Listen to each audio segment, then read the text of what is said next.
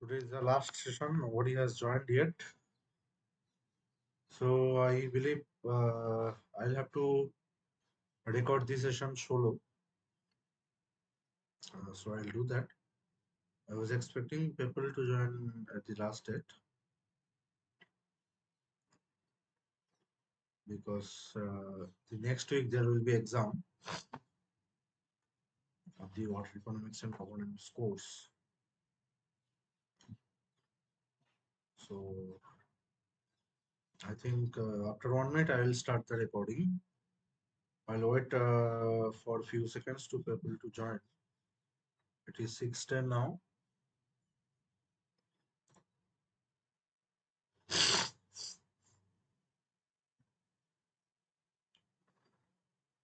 Maybe we can wait for couple of minutes more.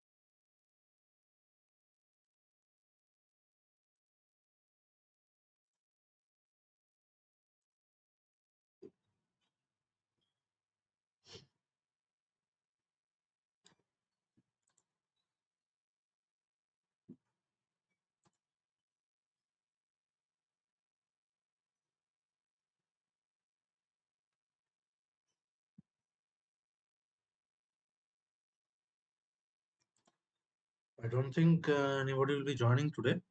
So I'll start the session. After 1 minute.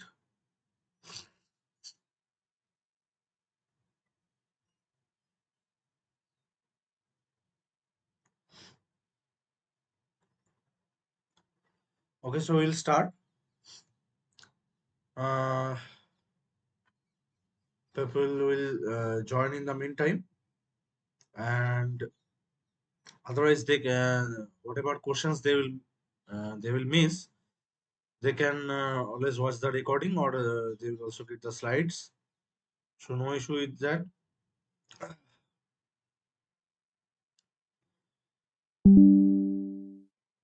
So as usual, I am again present in your Tuesday live interactive session. So my name is Shutan Sadhu Khan. I am a PMRA teaching assistant, and I am doing my PhD currently at the IIT Bombay CRNTS department. So welcome to the last live interactive session of NPTEL course code C86, that is Water Economics and Governance. It is the last week, that is week 12. Today is Tuesday, October 17th. And after this session, all the all of your sessions are actually covered. So today actually I was willing to stay 1 hour more, that is up to 9 p.m. instead of 8 p.m. So if people are having any doubts regarding any of the previous sessions, those are conducted, or any general doubt regarding the exam or something, or any conceptual understanding, then we can always go to the previous week's slides, those we presented, and we could discuss the problems regarding your conceptual understanding, or any mathematical problem on which you may have any doubt.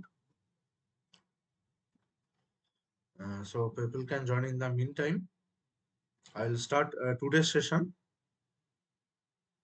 So today's session will also be uh, consisting mainly of MCQ type questions and short questions, because as per the assignments there are also almost no problems in this week's assignment. So that's why we'll be mostly discussing short questions in this session also. So if nobody joins and nobody asks any question, then this session will be conducted. This session will be concluded earlier than the other days. Otherwise, I can wait for people to give answer to the subsequent questions that will be discussed today. So let's start. Today our first MCQ is: large water bodies outside of the jurisdiction of any nation are typically known as. Option A, unclaimed water. Option B, high seas. Option C, national waters. And option D, transboundary waters.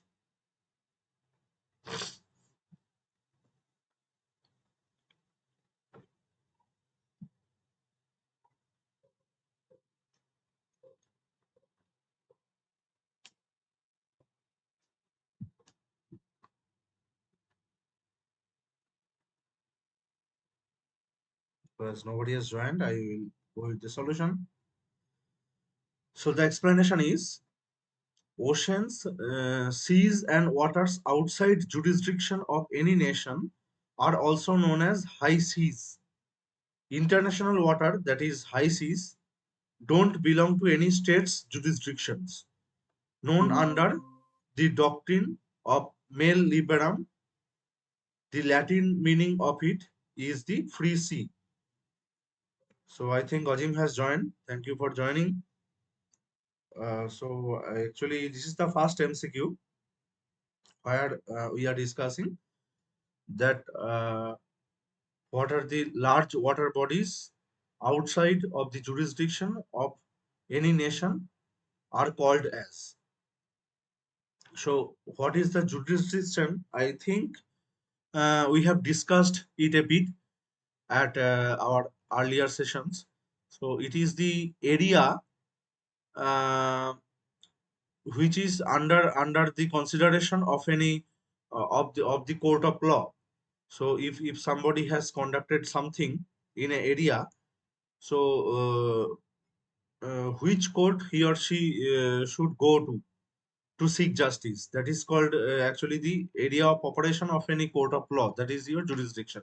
So if the court is of a particular nation, let's say India, then Indian court cannot resolve cases of say Australia. So that is the jurisdiction. So there is a limited area where some incident has happened or the case under consideration. So only for that area only the court can give the judgment. So that is actually called the jurisdiction. So the large water bodies, which is outside of the jurisdiction of any nation, those are basically called the high seas. So there is a international doctrine that is called as the uh, mare liberum. So it is actually a Latin word.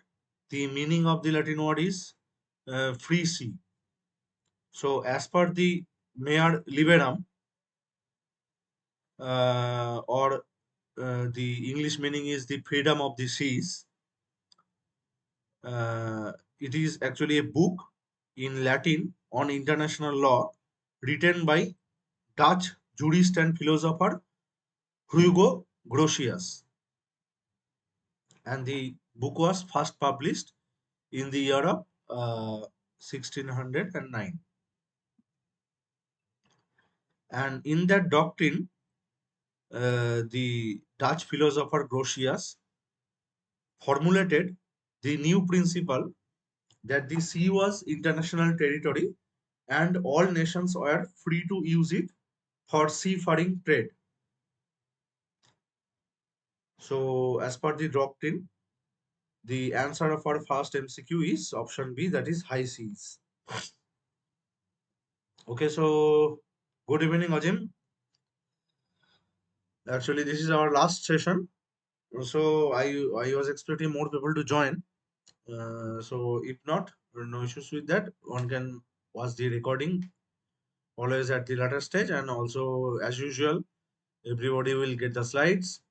And today I was willing to stay 1 hour more, that is up to 9 p.m. If somebody joined and somebody had any questions regarding any of the previous sessions those were conducted, and also any general questions regarding the coming exam, then if anyone is always welcome, but I don't think anyone will join. So today, as usual, the session will be ended earlier because as per the assignments, there are no problems. I think this week also there are almost no problems. So only short questions will be discussed in this session also. But if you have any doubt regarding any of the earlier sessions, those are conducted. That is all the 11 weeks.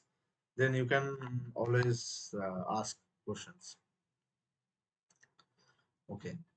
So our second MCQ for today's session is the river that flows through most nations of the world is option A Congo, option B Rhine, option C Nile, and option D Danube. So, what is the name of the river that follows through the highest number of sessions of the world among the four? You can type your answer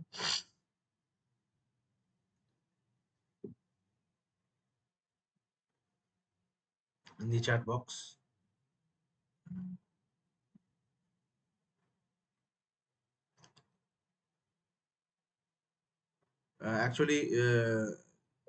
Whichever one is the longest among the four, that may not be the uh, that may not be flowing through the highest number of nations, because some country may be bigger or longer than the other. Some country may be smaller. So if there is one river that is smaller than the others, but the nations through which it is flowing, it is even smaller, then the then I mean that river will score most. Okay, so we'll proceed with the explanation.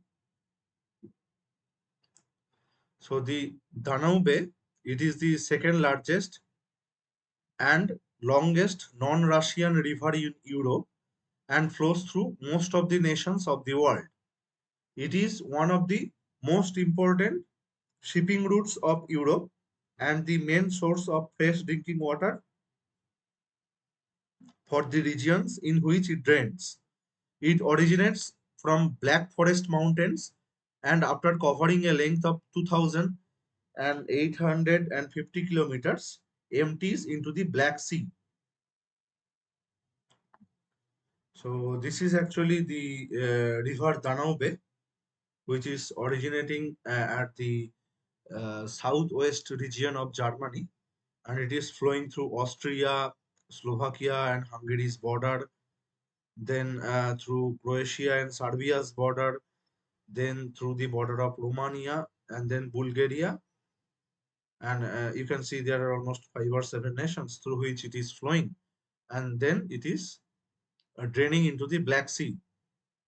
And it is, as you can see, it is the second largest river.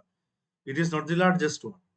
Why it has scored highest in our MCQ? Because the European countries are smaller in surface area, so that's why. That's why it is actually it has got its flow path through the highest number of nations of the world. Okay, so Danube option D is the correct answer in our case, and we can also discuss about actually Danube is an European river. So the Congo, Rhine, and Nile,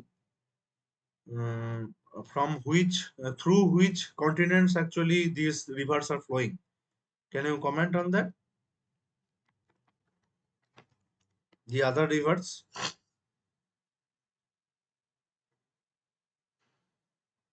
the name will suggest.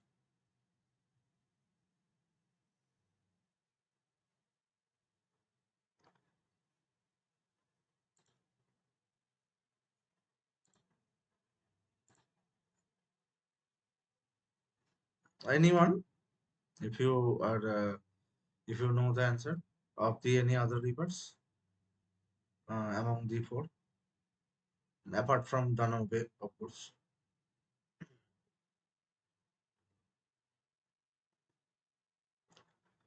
Okay, so uh, actually the Congo River, it is flowing through the African region. It is actually flowing at the middle western part of the Africa. The uh, Rhine River, that is flowing through Netherlands, Germany, uh, France, and through Austria and Switzerland's border. So it is a popular river in Germany. So actually Hitler had many camps at the side of the river, and he also mentioned uh, this river in several places in his book that is called the My Fight or Main Camp. So in that book, actually he has mentioned this river many times, and this is the Nile River, which is flowing through the your also African region, but at the northeastern part of the Africa through the countries of Egypt, Sudan, South Sudan, Uganda, etc. So I think this river is longer. This is, I think, the highest, longest river, right? So it is longer than the your Danube River.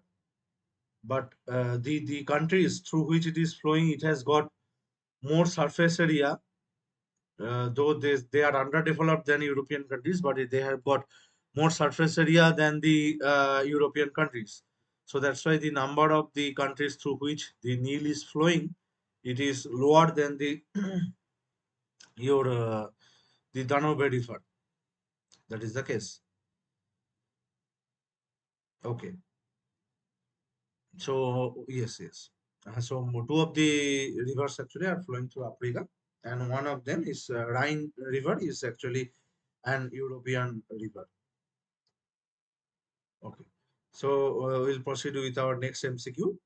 Most of the transboundary waters are shared between option A 2 countries, option B 4 to 5 countries, option C 8 to 10 countries, and option D more than 10 countries.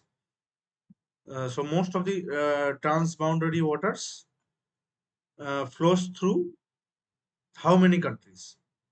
2, 4 to 5, 8 to 10, or more than 10? There is the question. You can type your answer in the chat box. Thank you for joining again, by the way.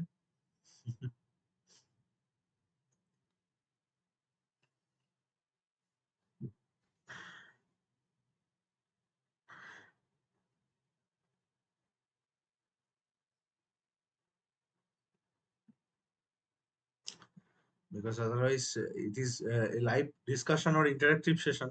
So without any listeners, it is just like talking to ghost. I'm not preparing any uh, I mean YouTube videos just for the sake of it, right? So it is just for discussion for the benefit of the students only. But apart from you, no one is joining. Sometimes Donesh also join. I actually remembered two of you, and through the last 2 weeks or so, only one or two attendance we are getting for the session. Okay, but later people watch the videos. That is okay, or they watch the slides. That is fine. There is no hard and fast rule that one have to uh, compulsorily join. There is no marks, but yes, there are actually we encourage everyone to join. Okay, so this is the last session, anyways. So I think you have given option A. I think it is the correct answer. So the explanation is most of the transboundary waters are shared between the 2 countries. Option A is the correct option. Okay, so the next MCQ is unilateral actions involving development of water projects against another riparian country's protests is an example of. So riparian means nothing else. The countries which are actually involved in those protests. That is the thing. If you eliminate that word, also that doesn't. I mean, change the meaning, alters the meaning of the question to a significant extent. So the option A is low level water conflict. Option B is mid level water conflict. Option C is high level water conflict. And option D is extremely high level of water conflict.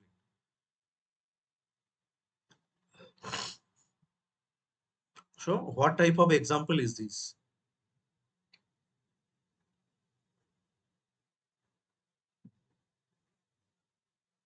So you may consider there are 2 countries.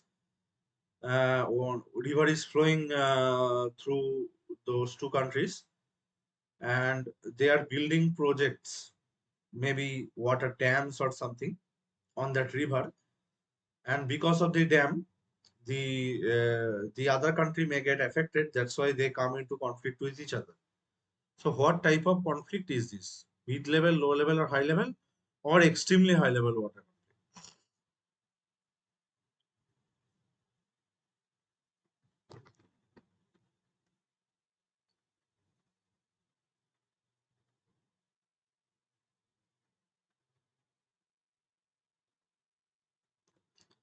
Okay, so I'll proceed with the answer. So the unilateral actions involving development of water projects against another riparian country's protests is an example of mid-level water conflict. The thing is that the unilateral action means basically your unidirectional action. One country is developing water projects without involving or without taking consent or without taking into consideration the effects of that project on the other country. So all these cases are actually your unilateral action by one country. We will see certain examples of such actions in subsequent MCQs. But this type of conflicts actually comes under the mid-level water conflict. Okay. So our next MCQ is the major reason for disputes in the Mekong River Basin is option A, dam building by China, option B, hydropower projects in Thailand and Cambodia, and option C is extensive water use for agriculture by Myanmar, and option D is non-cooperation in water sharing by Laos and Thailand. So this type of dispute is an example of unilateral action by one or more countries, and of course the countries which are in dispute with each other, through all of them the Mekong River actually flows, or Mekong River basin is shared by all the disputing countries. So what is the major reason of the dispute? Option B, you are saying hydropower projects in Thailand and Cambodia. You gave this answer of this question or the previous one? Uh, okay, I think you have given the previous answers. Yes, this is correct. So this question I will actually proceed with the your explanation. So the Mekong Basin is witnessing an enormous expansion of dam building for hydropower generation, especially in China. This has led to diplomatic tensions as countries downstream of the dams, those are your Myanmar, Laos, Thailand, Cambodia, and Vietnam, fear the negative impacts they may bring about from greater flooding to seasonal lack of water. That is, what is the need of a dam in an upstream of a river is basically during dry season, the dam will preserve more water. As a consequence, the downstream countries, those are your Myanmar, Laos, Thailand, etc., they will get less amount of water. And during rainy season, when the dam will overflow, they will suddenly release the water, causing your flood-like situations in the downstream countries like Cambodia, Vietnam, etc. So you can see that the Mekong River actually is situated in this region of Asia, which is originating in the Chinese occupied Tibet, and it is flowing through your Laos, Thailand, Cambodia, Vietnam, these countries, and also Myanmar to some extent. So that's why if they just do some activities in the upstream region, then the downstream countries will get affected by those activities. So dam building by China is the major reason of the dispute, where the other countries are against it, against the project, because it is an unilateral action by China, and the other countries actually they are not involved, or their consent is not taken, or they are what problems they may face due to this project, that is not taken into consideration. Okay, so we will proceed with our next MCQ. The Indo-China dispute over Brahmaputra River is primarily due to option A, developing a series of hydroelectric plants by India. Option B is China's hydroelectric projects on its occupied Tibetan plateau. Option C is Bangladesh diverting water for agricultural activities. And option D is your preventing Brahmaputra water draining into Bay of Bengal. So here the dispute is which is the general case, that is in between two countries, but the Mekong River dispute is not the general case. It is it is in between 4 and 5 countries through which it is flowing. So what is the this reason for the dispute over the Brahmaputra, or it is known as the Sangpo River in Chinese occupied Tibet? So what is the reason for the dispute between India and China centering this river? Is it your developing hydroelectric plants by India, developing the same type of plants by China? Has Bangladesh something to do with it, or preventing Brahmaputra water draining into the Bay of Bengal? What may be the reason? So you are telling us the B, China's hydroelectric projects on the Tibetan plateau. We will see the explanation. Uh, the river Brahmaputra originates in the Chinese occupied Tibet and flows through India's Arunachal Pradesh before merging with the Ganges and draining into the Bay of Bengal in Bangladesh. Worries have risen recently regarding a series of hydroelectric plants in various stages of construction in the China's Tibetan plateau. So I think you have given it the correct answer, option B. Okay. Now the next MCQ is which of the following rivers are part of the Indus Water Treaty?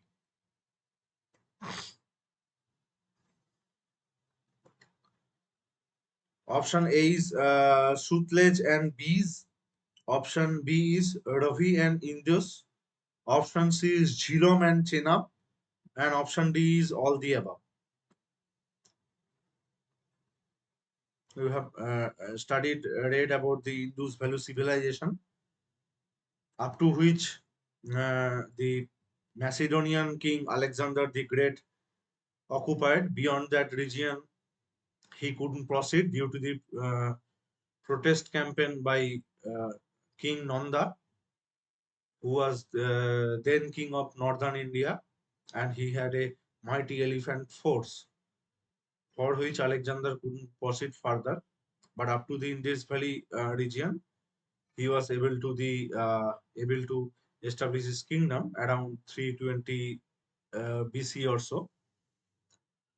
So in the current day, which of the following rivers are the part of the treaty? This water treaty, I guess it is in between your Pakistan and India.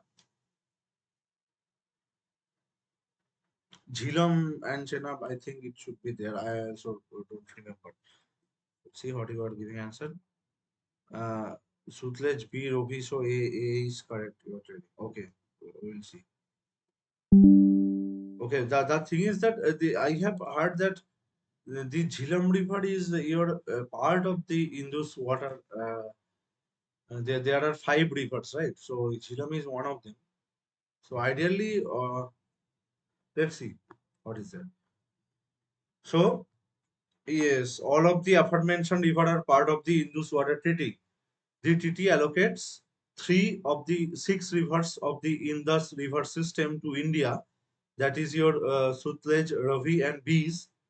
As you are telling it, because I mean you consider it to be Indian rivers only. So collectively called as the Eastern rivers, and the remaining 3 rivers to Pakistan, that is your Indus, Jhelum, and Chenab. The Indus Valley, the name comes from the river Indus, and the rivers which were given to the country Pakistan. Uh, these rivers are together called as the Western rivers. So All of the above. Option D is the correct answer in our case. Next MCQ is you have to match the below river water dispute with its concerning nation. So in the left hand column, the rivers are Colorado River, River Columbia, Hermanth or Helmand River. Sometimes it is called the Hermanth, and the region centering which the dispute is there, it is called the Helmand. Okay. And the concerning two nations are given in the right hand column. Those are USA and Canada, Afghanistan and Iran, and USA and Mexico. You have to match the column. I'll wait for 2 minutes.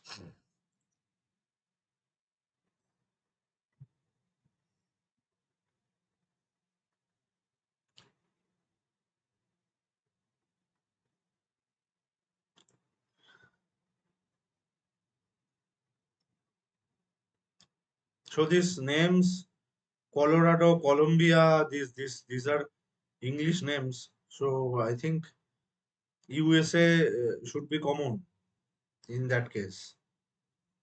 So Colorado and Columbia, this A and B will be related with option 1 and 3 in some way, either 3 1 or 1 3. I don't know. And the left one is your Afghanistan Iran, so that will be related with Helmand. 3 1 2. I think you have given correct answer.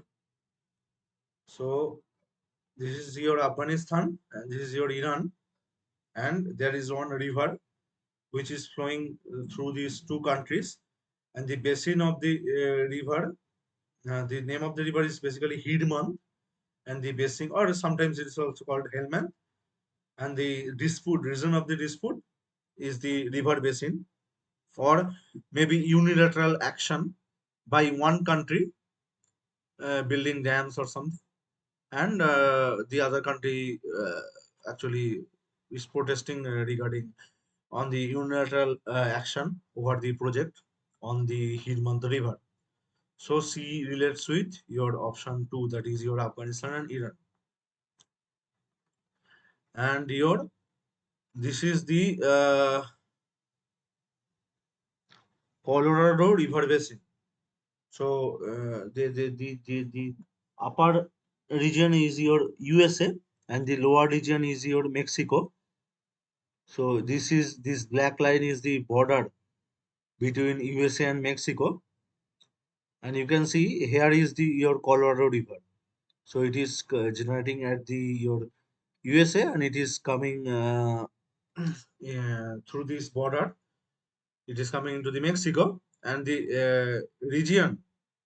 There are tributaries of that river. There are sub rivers. So of Colorado, and all those rivers consists actually all those rivers mix together the Colorado Basin, which is the reason for dispute between your USA and Mexico.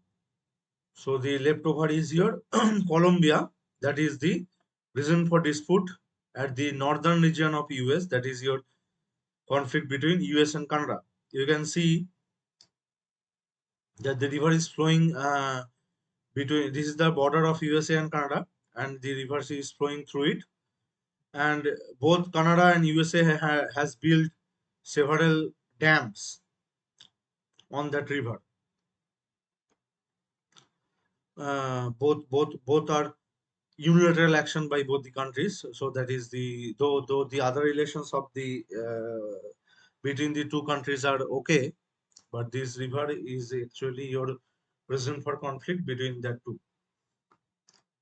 So 3 1 2, as you have said, this is the correct answer. Okay. Now the next MCQ is, to improve the effectiveness of technology and water supply driven institutions, UN Water, which is a body of the United Nations, suggests inclusive decision making, least possible use of transboundary waters, selling waters to lower riparian countries at cheaper prices. D, all of the above. Lower means economically lower, or I mean lower in terms of development. So what does UN Water suggests to improve the effectiveness of water supply driven institutions? Option A, inclusive decision making. Option B, least possible use of transboundary waters. Option C, selling waters to lower riparian countries at cheaper prices. Option D, all of the above. So all of the options actually your increase the effectiveness of the water supply driven institutions by reducing the amount of conflicts between them. If you use option B is also convincing. If you use the transboundary waters in least possible amount, then also it will increase the effectiveness of technology driven institutions. But the thing is that what is suggested by UN Water, that may not be all of the above, or maybe. So you are telling all of the above. All of them will increase the effectiveness, but I don't think UN Water suggests that. Okay, we'll see. I also may be wrong. So we'll see the explanation. According to the UN Water, water institutions are still largely technology and water supply driven. To improve the effectiveness of these institutions, the emphasis has to gradually change for technological solution towards management of processes, people, involving inclusive decision making. That is, they are suggesting option A. Though all of the above will increase the effectiveness, but as the emphasis has to be gradually changed from technological solution towards management of process and people. That's why inclusive decision making is the way they are suggesting, because technology and the network for water supply, there will come certain time where these two component will become saturated. There will be no room or scope for further developments, as it is happening most of the research scholars today in India and also abroad, because research is gradually becoming saturated. So people are struggling a lot with research. I mean, researchers don't, researchers and also technologists actually don't, I mean, enjoy the liberalness that was there in our earlier times. So their number of people has also increased, and scope of the research also decreased. So there is a huge amount of competition. So in research domain also, management of processes and people actually comes into the picture. It is the main driving force, which is keeping the institution in its place. And also many incentive schemes by the central government, just like I am in PMRA. So I'm conducting these sessions, but you can see that I am teaching. So the technological aspects and the research, it is almost saturated. So that's why UN Water also in its case justly suggests that inclusive decision making should be there to improve the effectiveness of the water supply driven institutions. Okay, so we'll proceed with our next MCQ. What is the time? It is 6:50. So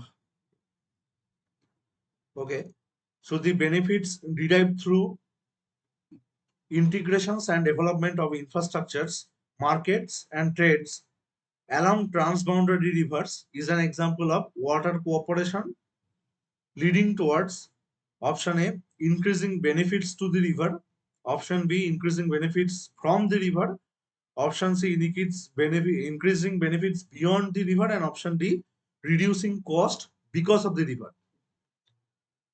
So we will today not much questions are there. I think it is session will be over early.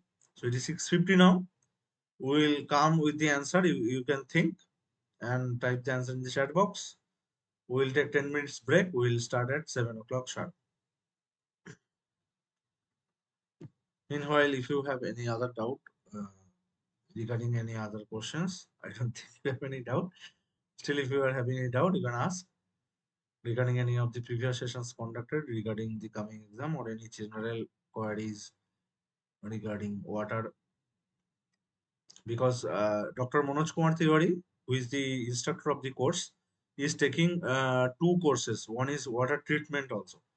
This course is more general. It is water economics and governance. The scientific, I mean, the aspects are of course scientific, but the conventional scientific approach, which we understand something by the name of science, physics, chemistry, mathematics, like that. So these kind of concepts are not there, but obviously science means whatever is falsifiable. So the logical approach we are taking to solve the problems in this course also science based. So if you have anything to discuss, if you are taking at all the other course also, then also you can comment or something. Otherwise, we can start at sharp 7 p.m. with the answer, and maybe we will continue up to 7:30 or so, not more than that.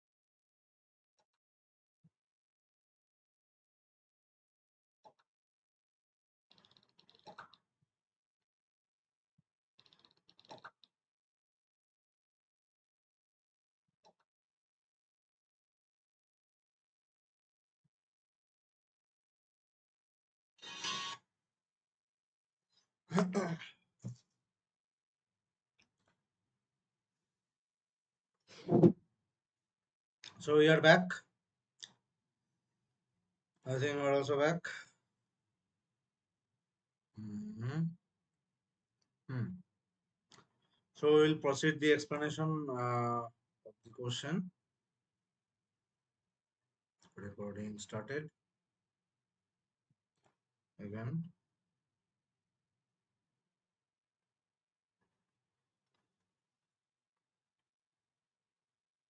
Hmm. So as per the types and benefits of water, types of and benefits of water cooperations, the integrations and the developments of infrastructures, markets and trade along transboundary rivers is an example of increasing benefits beyond the river. So option C is your correct answer.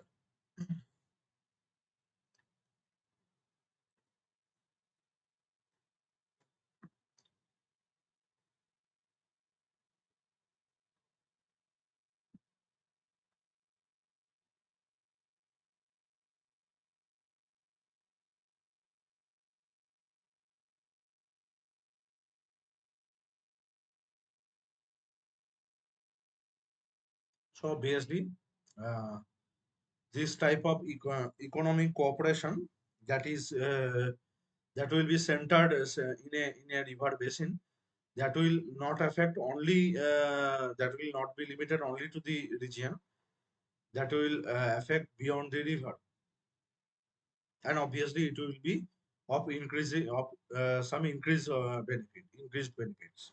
Okay, so our next MCQ is the declared international year for water cooperations was option A 2009, option B 2011, option C 2013, and option D 2015. Asim,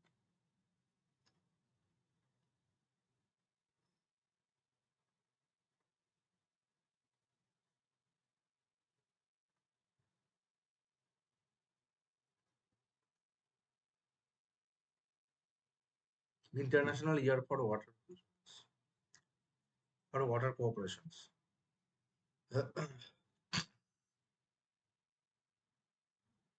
Obviously, observed at an UN level. This is a memory-based question, no concept. If you don't know, I'll proceed with the answer. So the United Nations declared 2013 as the International Year of Water Cooperations to direct attention towards the opportunities for water cooperations to resolve the challenges of water management. So option C 2013 is the correct answer. Next MCQ is a treaty regarding the distribution of water from the Ganges Farakka was entered between option A India and Pakistan, option B India and China, option C India and Bangladesh, and option D India and Myanmar. We actually discussed the Ganges Farakka barrage in our last interactive session. So you should be able to answer this. Okay. The last question I have told us about 13 is it is correct answer. This one you should be able to give the answer. I will wait. The screen is visible, right? So Ganges Farakka we discussed. There is one Farakka barrage and it was a dispute between India and which country we discussed this thing. Yes, yes. So these pictures you have seen that where the Farakka barrage is located and what happened. Actually, there is one Porta river and one is your Hooghly river, and it is through your West Bengal, that is your India. The Porta river is in Bangladesh, and Farakka barrage actually wanted to increase the actually wanted to rejuvenate the Hooghly river. And regarding the amount of the water that to be bifurcated from the Podda to Hooghly, that was your source of conflict between India and Bangladesh. So, the ATT regarding the distribution of water of Ganges Farakka was entered on November 5th, 1977. So, after the long conflict and also international mediators, after they played their role, one treaty was signed between India and Bangladesh in the year of 1977, November 5th.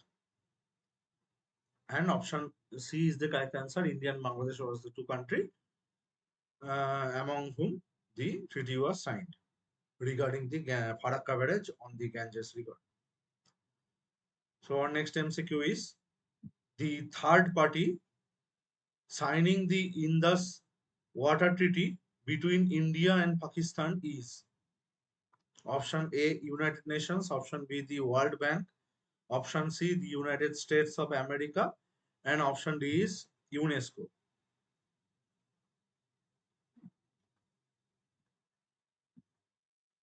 Which is your, what is the full form of UNESCO? United Nations Environment Society or Scientific something and Cultural Organization, right? If the full form of is, I forgot.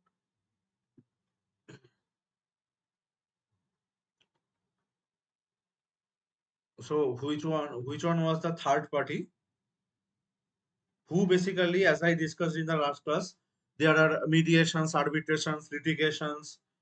There are many terminologies centering your alternative dispute resolutions. There must be a third party, and there are negotiations and there are binding things, but that was within the framework of a particular nation when two states are in conflict with each other. But when it is an international case, uh, for example, here between India and Pakistan, as we saw that this treaty, in this water treaty, there are 6 rivers, and 3 rivers was given to India and 3 rivers was given to Pakistan as per the Indus Water Treaty.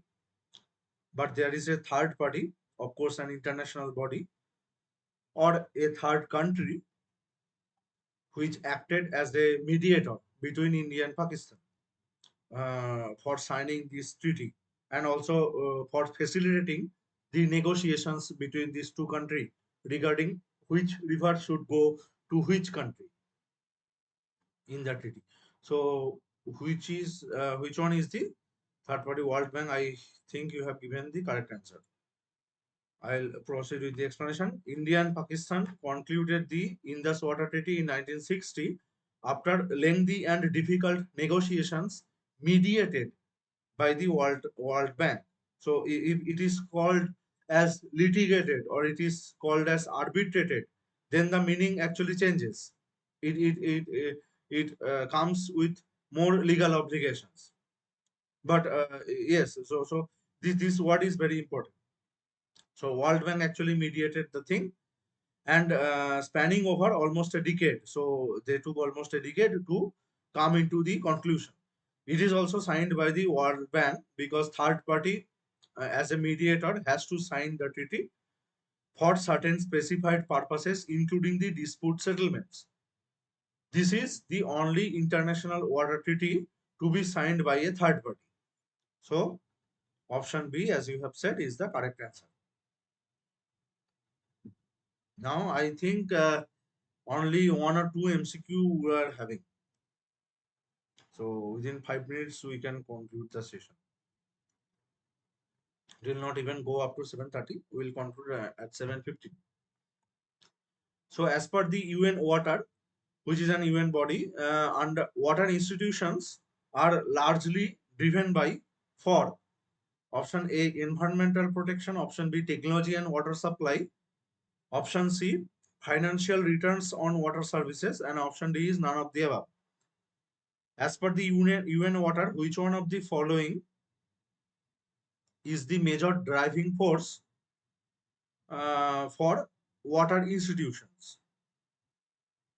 Uh, what they which factor they basically consider while running their policies and all. So none of the above or any one of the three.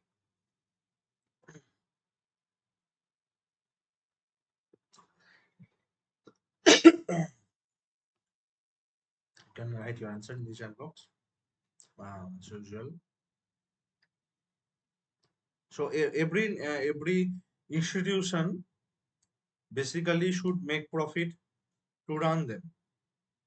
Uh, but profit means not profit. I mean, financing is required for running an institution, but the financial return, which is basically your revenue or the source of profit, so that is only related to your private organizations. Water institutions may be private, may not be private. For government water institutions, also, will the option C be the answer or not? Okay, I think you have given it correctly, given the answer correctly. So the explanation is water institutions are largely by for technology and water supply to deal with technical and supply related issues related to water. So be it a government body or be it a private body, option B will be the common driving force for all types of water institutions. So option C will not be the answer, and you have given the correct answer. And I think this is the last MCQ of today's session. So the convention on the law of the non-navigational uses of international water courses is a treaty governing option A shared freshwater resources, option B shared marine resources, option C shared wetlands, and option D all of the above.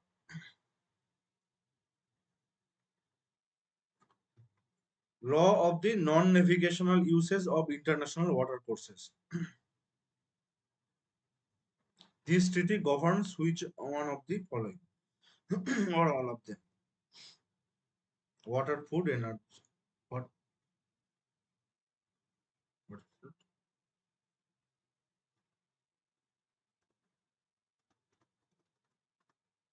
Water, food, energy. Yes, yes, I mean, you are talking about the basic needs of human needs. Yes, definitely. So, water, shelter, food, and energy. These four aspects. I mean, there must be certain leniency by whatever institution are governing these four aspects, because there must be a minimum freedom of people of having access to these things. Just like government is government actually conducts many things like for poor people who are having lower access to your food, energy, and water. They sometimes they provide free electricity, sometimes water is of course freely provided, and food and energy also, food and your shelter also. Sometimes there are schemes for in rural India for providing your money to the people so that they can provide their own I mean, developed houses or sanitations. They can repair that.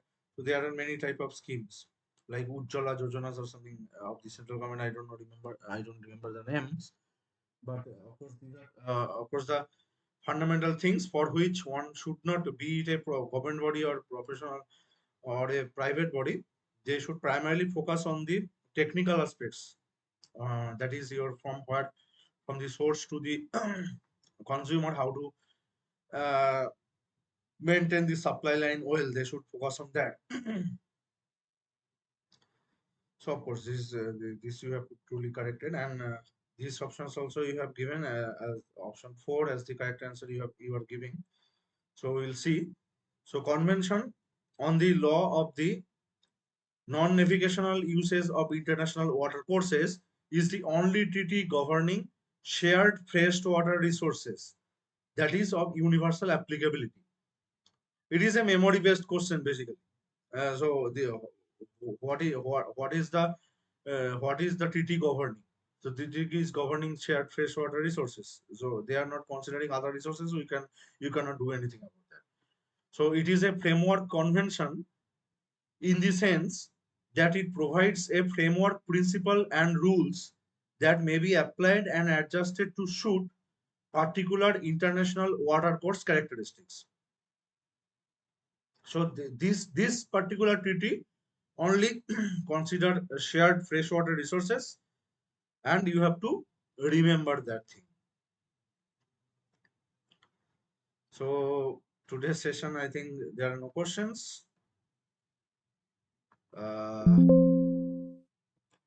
So if you are having any doubt regarding any previous session, we can discuss, or otherwise we can conclude. I don't think anyone will be joining.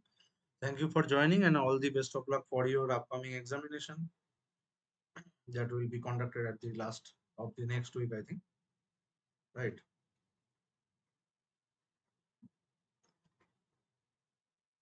And also all the best of luck for the other NPTEL exams or any other forum exam you are taking.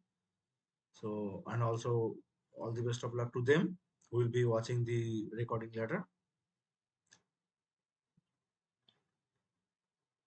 Okay, so I think within 1 minute we conclude the session. I